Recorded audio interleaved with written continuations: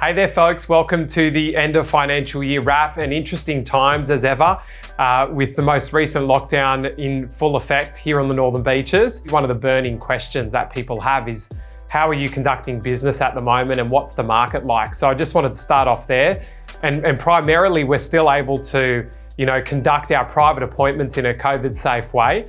Our operations team has done a fantastic job in making sure that we've got the very best technology, enabling us to still sign agency agreements, to do Zoom inspections and the like, and also to sign contracts remotely. And just on that note, we had a really interesting sale at number 17 Tango Avenue, one of the standout sales of the last 6 weeks, where we had 114 buyers about it. I had countless phone calls about this property with my colleague, Matt Lemon. It ended up selling in the high 4s to an expat buyer. Another really significant sale that we've had in the last 30 days is number 72 Stella Street in Colorado Plateau. And funnily enough, we traded this property on the 23rd of June last year for 1955.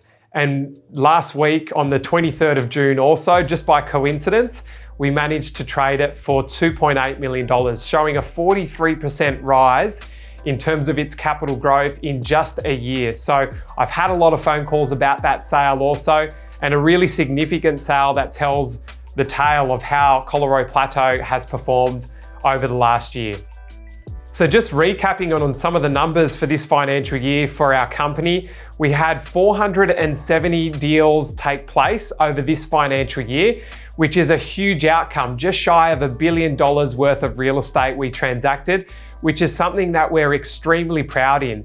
Just in the first half of this year alone, we met 13,000 buyers, which has helped us on our way to transact 23% of those 470 properties in the on the quiet strategy. So really showing the strength of our database, and that just shows our level of activity is absolutely unparalleled across the Northern Beaches. So what's likely to happen over the next 3 months? Well, speaking to a few of my colleagues, we all agree that stock is going to be extremely tight over the lockdown period, but it's likely to be followed with more vendors gaining confidence to put their property on the market. Now, what we're not seeing is a slowdown in buyer appetite. A lot of our vendors are preparing to come to market, and many are making the decision to actually launch and capitalize on there not being much competition. So looking beyond the lockdown period, as a collective, we've all put our heads together, and I think it's safe to say that there's going to be a lot of pent-up demand once things open up again.